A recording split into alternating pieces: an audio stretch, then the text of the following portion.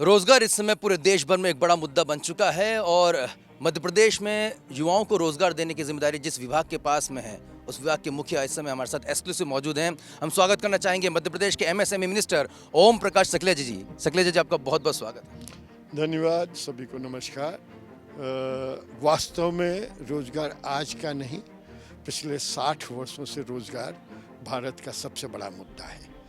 ये बात अलग है कि कोरोना के कारण उस मुद्दे को काफ़ी तेज़ी से हवा मिल गई और वो सबकी निगाह में ज़्यादा गंभीर रूप में आज प्रदर्शित हो रहा है।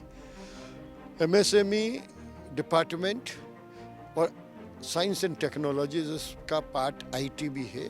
ये दोनों डिपार्टमेंट इस काम में सबसे महत्वपूर्ण सिद्ध हो सकते हैं।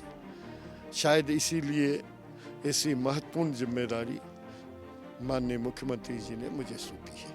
देखिए, राजनीति से तो आपका पूरा पारिवारिक रिलेशन है। जो हमारे दर्शक हैं वो जानते हैं कि आप मध्य प्रदेश के पूर्व मुख्यमंत्री वीरेंद्र कुमार सकलेचा जी के सुपुत्र हैं। लिहाजा मैं सियासी सवाल तो आपसे कम पूछूंगा कि उसमें मैं कमज़ोर रहूँगा आपके सामने।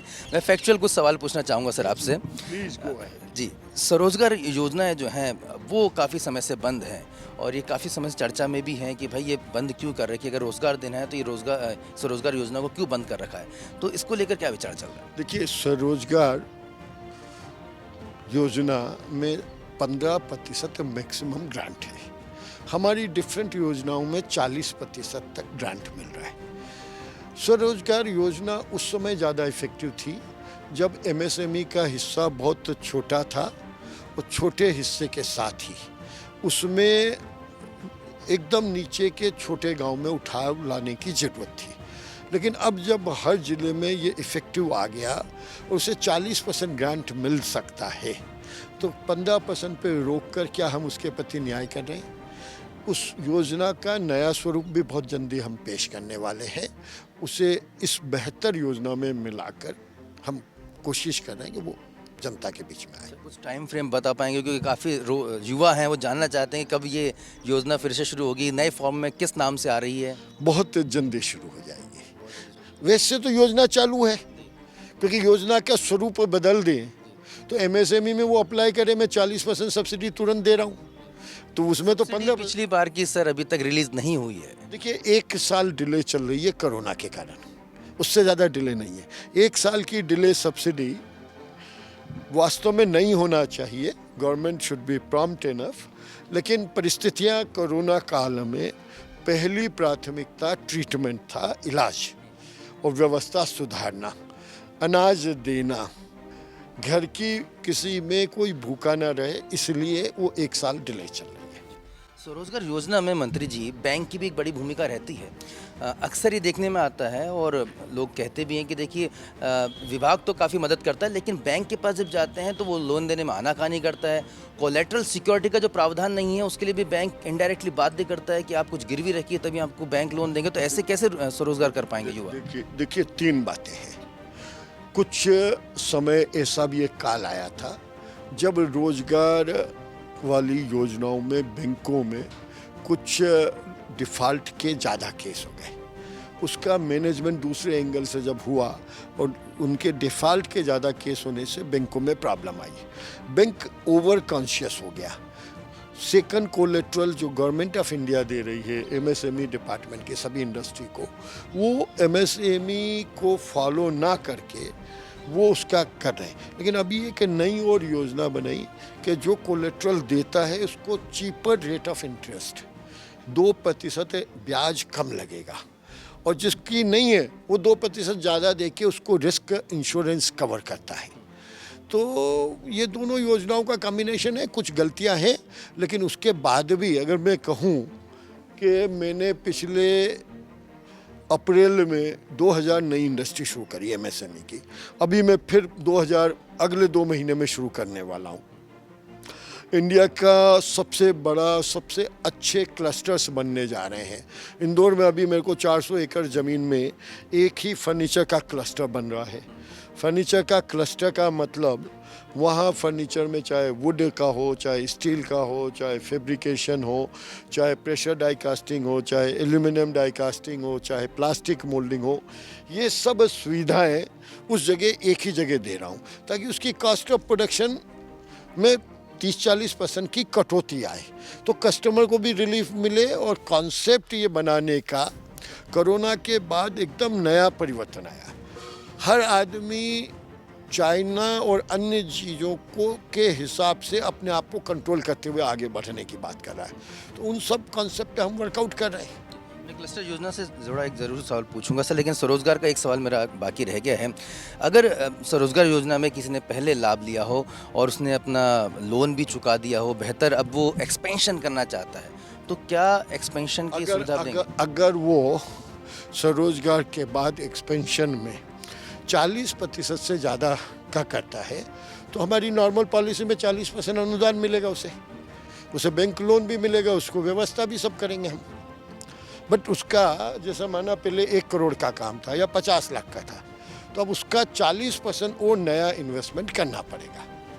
अगर वो पूरा नया लोन, अगर एक्सपेंशन कई बार ज़्यादा भी बड़ा हो जाता है, नहीं, उसको जितना मर्जी बड़ा करे, 50 करोड़ तक का 50 करोड़ तक का एक्सपेंशन होगा तो हम उसका पूरा एडवांस भी करेंगे और उसका पेमेंट सब्सिडाइजेशन भी करेंगे। He is entitled. He is entitled. Sir, cluster योजना की आपने बहुत महत्वपूर्ण बात की है। काफ़ी उद्योगपतियों की शिकायत भी है कि देखिए, हम 5 लोगों की हम समिति बनाते हैं, हम लैंड को आइडेंटिफाई करते हैं, उसका विभाग कहता है कि इसको नीलामी में ले जाओ, तो फिर हम चयन करके आए और नीलाम होता है। देखिए, इसके दोनों पक्ष हैं। एक पक्ष ये है कि पिक एंड चूज, एक first come first serve. We are अभी कुछ लोगों की बातें आई हैं, उस पर मंथन चल रहा है, अगले 1-आध महीने में हम इस पर डिसीजन ले लेंगे। लेकिन अभी हमने बहुत बड़ी इंदौर, ग्वालियर, नीमच, छतरपुर, सब जगह अलग अलग क्लस्टर, इंदौर में 6 क्लस्टर हमने ऑलरेडी बना दिए हैं। इसमें विचार चल रहा है कुछ नहीं बनी, हाँ, रिफॉर्मेशन। देखिए, ये तो कंटिन्यूस प्रोसेस है। आप कोई भी स्कीम लाओ, हर स्कीम में जैसे जैसे सुझाव आएंगे, जैसे जैसे परिस्थितियां बदलेगी, वैसे वैसे नई चीज़ें हमको करनी पड़ेगी। ये तो प्रकृति का नियम है, वरना आज़ादी के बाद आज तक क्या ज़रूरत थी? हज़ारों बार सुझाव और परिवर्तन क्यों हुए? क्योंकि ज़रूरत के अनुरूप आपको काम करना पड़ता है। एक सवाल भी है कि जो हमारे इंडस्ट्रियल सेक्टर्स थे, आप काफ़ी नए में तो आप काफ़ी काम कर रहे हैं, उसको डेवलप कर रहे हैं, पुराने जो हैं वो अब शहर के भीतर आ गए हैं, वो कमर्शियल हब में तब्दील होते जा रहे हैं, तो उद्योग जो होना चाहिए वहाँ पे दिखाई नहीं देता। 2 विषय हैं। 80% से 90% तक का ज़मीन का पैसा सरकार सब्सिडाइज करती है। सब्सिडाइज इसलिए करती है कि रोज़गार दे। जब वो अपने उद्देश्य से भटकते हैं तो कन्फ्यूजन होता है, समाज में कार्यवाही में टाइम लगता है। ये सही है कि हमने जिस पर्पज़ के लिए दी, उन्हें केवल वही पर्पज़ उपयोग करना चाहिए। अब सिटी की कुछ बातें हैं, उस पर चर्चाएं भी चल रही, कई सुझाव आए हैं। ये निर्णय धीरे धीरे समय पे बैठ के देखेंगे, लेकिन एक नई जो थोड़ी आशा की किरण दिख रही है कि इंडस्ट्री को आईटी में बदलने पे, क्योंकि आईटी को भी इंडस्ट्री का हिस्सा माना, शहर के बीच में जो जगह आ गई उसको हम आईटी में कन्वर्ट करने की हम ज़्यादा गंभीरता से कर रहे हैं। कमर्शियल तो परमिशन देने में बहुत ज़्यादा तकनीकी प्रॉब्लम आती है, क्योंकि वो एक पूरा फोकस बदल देगा पूरे कंट्री का। प्रकाश जी, जब आप आ रहे थे, आपकी जो चाल है बहुत तेज़ रफ्तार है, यही तेज़ रफ्तार क्या फाइलों में भी दिखाई देती है आपके डिपार्टमेंट में? क्या जो डिसीजन मेकिंग में कहीं मैंने अप्रॉक्सीमेटली 16 महीने में 7 महीने काम किया है। 7 महीने में अगर 4000 इंडस्ट्री खड़ी हो जाती है तो मैं समझता हूँ कि शायद कुछ क्रेडिट वर्दीनेस है, शायद कुछ अच्छा काम हो गया। मैं बड़ी गर्व के साथ कहता हूँ कि आप पूरा आकलन उठा के देख लीजिए, पिछले 10 साल में अगर 5000 इंडस्ट्री एक साथ शुरू हुई हो तो मुझे बता दीजिए, क्योंकि मैंने ज्वाइन किया अगस्त सितंबर में, डिपार्टमेंट बटे थे। उसके बाद आप अभी 1 साल हुआ, 2 महीने वेस्ट बंगाल के चुनाव में चले गए, 2 महीने मध्य प्रदेश के उपचुनाव में गए, आचार संहिता वो, फिर उसके बाद आपके कुछ समय आपका उसमें चला गया रूटीन राजनीतिक दूसरी गतिविधि। 4 महीने कोरोना ने बर्बाद कर दिए, तो उसके बाद आप समझ हिसाब लगा लीजिए कितने महीने काम किए। तो एवरेज अगर महीने में 1000-1500 इंडस्ट्री खड़ी हो रही है, मैं समझता हूँ बहुत बड़ा अचीवमेंट है। और ये शायद पहली बार ऐसी कोई सरकार होगी जो इस गति से एमएसएमई के उद्योग चला रही हो। एमएसएमई का बहुत बड़ा रोल भी है, ये थोड़ा सा उद्योग डिपार्टमेंट से अलग है, लेकिन कई ऐसी इंडस्ट्रीज़ हैं जो काम करने का वायदा भी करती है। देखिए सिक्के का दूसरा पहलू भी है, आप लोगों से काफ़ी सुविधाएं भी ले लेती हैं, आप लोग उनको प्रसन्नता से सब चीज़ दे भी देते हैं। मध्य प्रदेश के लोगों को रोज़गार की बात भी होती है, फिर वो जब वो कुछ उनमें डाइसीपना आता है, चालाकियाँ होती हैं, दुख होता है। देखिए कार्रवाई क्या होती है? देखिए हर जगह कार्रवाई होती है। दुनिया में सच तभी है जब झूठ है, गलत तभी है जब सही है। तो कुछ लोगों की गलती के कारण इंडस्ट्रियलाइजेशन रोका नहीं जा सकता। उन्हें ज़्यादा से ज़्यादा जल्दी से जल्दी सज़ा देने का प्रावधान की कोशिश करी जाती है। रसूखदार लोग होते हैं सर। किया जाए, अरे कितने ही रसूखदार हो, आप देख तो रहे हैं अभी कितने रसूखदारों के साथ क्या क्या हो रहा है।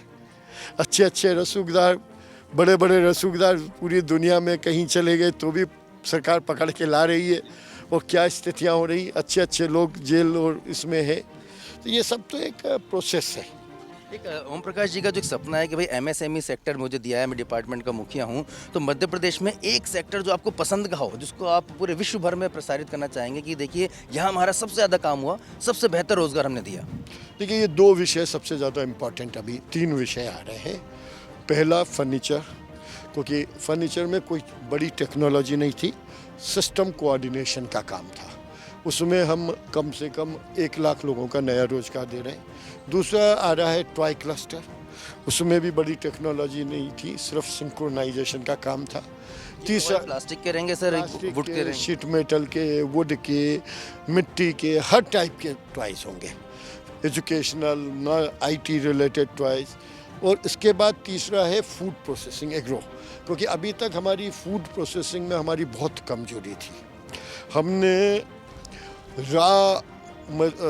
किसान चीज़ें बेच देता था, वही एक्सपोर्ट भी हो जाती थी। बहुत सारे हर्ब्स, बहुत सारे प्रोसेस वाले प्रोडक्ट चले गए विदेशों में। अब हम उसको कन्वर्ट कर रहे हैं कि सब हम यहीं प्रोसेस करने का प्रयास कर रहे हैं। काफ़ी बड़ी उपलब्धि हो जाएगी क्योंकि चाइना सबसे ज़्यादा यहीं डोमिनेट करता है सर। ठीक है, लेट्स सी, हम अगले साल फिर बात करेंगे और अचीवमेंट को और ज़्यादा अच्छे तरीके से काउंट करेंगे। सर बस एक और अंतिम सवाल आपसे लेना चाहूँगा, एक फिगर्स जो है, क्योंकि पॉलिटिकल क्वेश्चन आ ही जाते हैं कि आपका अपोजिशन कहता है कि भाई फिगर बताइए कितने लोगों को आपने रोजगार दिया, ये हम भी पूछते हैं और हम भी जानना चाहते हैं। 1876 उद्योग पिछले साल हमने अप्रैल में चालू किए थे, एक ही दिन का चालू किए थे। अभी अगले महीने तक 2000 के करीब और नए उद्योग एक साथ चालू होंगे, एक ही दिन उनको देंगे। अभी कुछ हमने ऑक्शन किए, 20 गुना ज़मीन की कीमत आई सरकारी रिजर्व प्राइस से, तो वो भी एक प्रोसेस हमने करके देखा है। उसके भी प्रोज एंड कॉज आए हैं, उन सबको अध्ययन कर रहे हैं। बट गारंटेड अगले 1 महीने में और 1.5 से 2000 नई इंडस्ट्री चालू होने वाली है।